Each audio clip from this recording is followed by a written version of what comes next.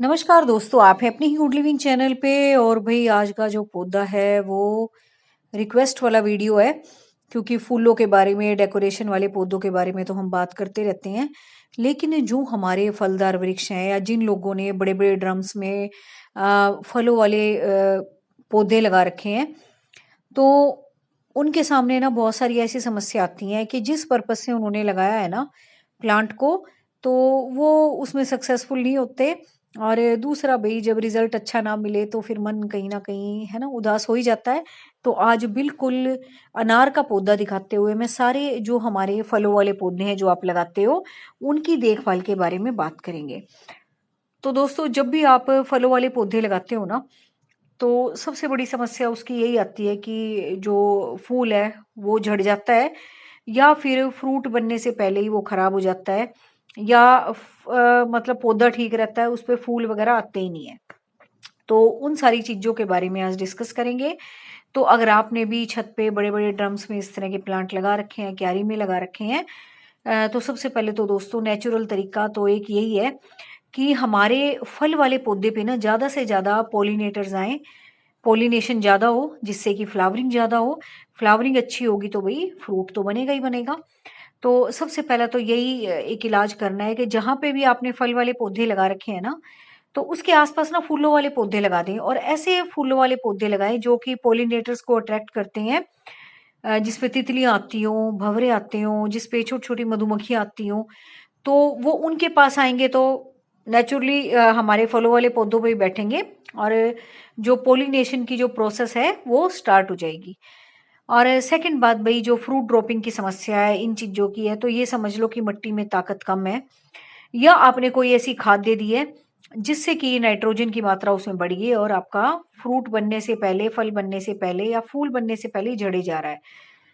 तो उसके लिए आपने क्या करना है, अभी एक तो कच्ची खाद कभी मत डालो, उससे प्लांट खराब हो जाता है। दूसरा, सबसे बड़ी जो चीज मुझे अच्छी लगती है ना, वो एक सिंपल सी चीज है जो कि होती है भाई चूल्हे की राख। इसमें क्या होता है कि खाली ये ना खाद का ही काम नहीं करती, ये एक इंसेक्टिसाइड का, पेस्टिसाइड का नेचुरली, है ना, कोई भी गलत बैक्टीरिया है जो हमारी मिट्टी में पनप रहा है उसको खत्म करने का, पूरे पौधे की देखभाल करने का, मिट्टी को एनरिच बनाने का। और इसमें दोस्तों बहुत सारे ऐसे माइक्रो माइक्रो न्यूट्रिएंट्स होते हैं जो कि पौधे की खुराक का काम करते हैं मिट्टी में मिलके।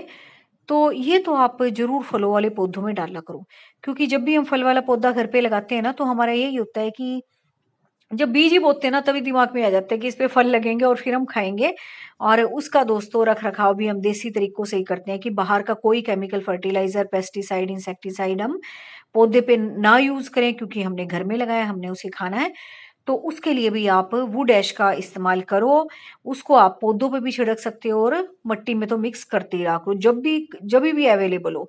इसका कितना यूज कर लो, कोई इससे पौधे खराब नहीं होते, बल्कि आपकी मिट्टी ताकतवरी होती है। और दूसरा, किसी भी तरह का कोई इन्फेक्शन अगर सोइल में होगा ना, तो वो नेचुरली ही दूर हो जाएगा। और तीसरी बात भाई, जिसकी ये प्रॉब्लम आ रही थी कि जैसे फूल बन जाता है, फिर जब फल बनने की प्रक्रिया तक पहुंचता है वो उससे पहले ही झड़ जाता है। तो उसके लिए आपने क्या करना है कि स्प्रे बोतल होती है सबके पास घर में, उसमें आप थोड़ा सा शहद मिला के मिक्स करके पानी में अगर वो पौधों पे स्प्रे करते हो ना, तो वो जो फूल होता है ना वो भी चिपका रहेगा डाली के साथ। और दूसरा, वो पोलिनेटर्स को भी अट्रैक्ट करेगा, एक मिठास सी आ जाती है। तो उसकी भी समस्या दूर हो जाएगी, आपकी फ्रूट ड्रॉपिंग की भी या फ्लावर ड्रॉपिंग की भी। तो ये अगर आप उपाय करोगे तो आपका पौधा बहुत अच्छा रहेगा। और भाई, किसी तरह का इन्फेक्शन लग गया है, पौधा आपका बिल्कुल ठीक चल रहा है, फल फूल सब ठीक आ रहे हैं, तो भाई इंसेक्ट अगर लग गया है किसी तरह का, मिली बग्स वगैरह, स्पाइडर माइट्स का, इस तरह का कोई भी, है ना, एक वो अलसा भी लग जाता है, काले काले से मच्छर होते हैं। तो उसके लिए आप 15-20 दिन में जो भी आपके पास हैंड वॉश लिक्विड है उसका स्प्रे पानी में मिक्स करके मार दिया करो। उससे पत्ते भी साफ होंगे, और साफ सुथरा आपका पौधा रहेगा। फिर अपना 2-4 दिन में अच्छी तरह से पानी दे दो, तो इससे भी वो जो कीट पतंगे होते हैं झड़ जाते हैं या वो जगह छोड़ देते हैं, जिससे कि आपका पौधा भी साफ सुथरा सा हो जाता है और इन्फेक्शन से ही बच जाता है। और ये राख वाला जो मैंने उपाय बताया ना, ये तो आप लेके रख ही लिया करो। और जिस भी पौधे में आप इसको डालोगे ना, इसके रिजल्ट भी बहुत अच्छे होते हैं। और दूसरा, मिट्टी भी ताकतवर बनती है, और ऊपर से ना किसी भी तरह का कोई इन्फेक्शन पौधों में नहीं आता।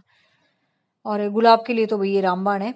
और इस तरह के हमारे पौधों के लिए जो हमारे फलदार वृक्ष हैं, जो हमने लगा रखे हैं गमलों में या क्यारी में, और वो पर्पज़ हमारा सॉल्व नहीं हो रहा है जो कि होना चाहिए, तो उसके लिए तो आप ये ज़रूर करना।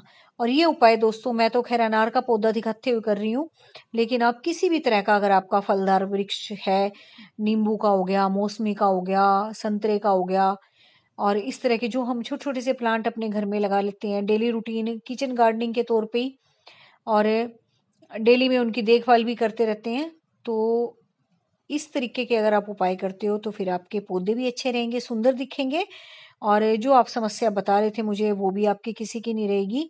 और इस टाइम भाई खूब जो हमारे फलदार पौधे हैं उन पे खूब फूल भी आ रहे हैं, ग्रोथ भी अच्छी हो रही है। और इस टाइम भाई आप ग्राफ्टिंग भी कर सकते हो या स्टेम तोड़ के जो भी आपका अच्छा सा फलदार वृक्ष है उसकी स्टेम भी लगा सकते हो। फिर कोई देखो बीज से अगर हम पौधा उगाते हैं ना, बीज से अनार खूब अच्छे से उग जाते हैं, मैंने भी खूब उगा रखे हैं गमलों में, लेकिन उसमें ना फल आने की बहुत ज़्यादा इतनी कोई आशा नहीं होती, और आता भी है तो बहुत टाइम बाद आता होगा और इतनी हाई क्वालिटी का नहीं आता। लेकिन अगर आप किसी अच्छे से फलदार वृक्ष की कलम लगाते हो ना सीधा डायरेक्टली, तो वो उसी पौधे की कलम होती है और वो अपनी मैच्योरिटी पे आया हुआ होता है। तो अगर उस तरीके से आप लगाते हो ना तो ज़्यादा बेनिफिशियल है बजाय कि बीज से उगाने के। वैसे बीज से भी फलों वाले पौधे उग जाते हैं, अगर जिसको फल की भी इच्छा नहीं है, खाली ऐसे ऐसे डेकोर लगा रहा है वो या लगा रही है कि मेरे पास ये पौधा हो जाएगा, और भी कुछ नहीं है दोस्तों, ऑक्सीजन तो मिलती है पौधों से, इस पर्पज से भी आप लगा रहे हैं तो बहुत अच्छी बात है। लेकिन हाँ, जिसको पूरी अच्छी फ्रूटिंग लेनी है, फ्लावरिंग लेनी है, तो वो अच्छे खासे पौधे से कलम ले, ऐसी देखो पेंसिल जितनी मोटी सी, जैसे ये है, ऐसी इस तरह की कलम ले ले पेंसिल जितनी मोटी, और उसको आप उगा के देखो, अब खूब अच्छी उग जाएगी आपकी। अभी तो मौसम चल रहा है, इतना गर्म नहीं हुआ अभी मौसम, तो इस तरीके से भी आप फलों वाले पौधे आसानी से उगा सकते हो। और जहाँ पे भी आपको अच्छी किस्म का प्लांट दिखे वहां की कलम काट के लाके आप किसी भी पौधे के अपने घर में गमले में उगा सकते हो।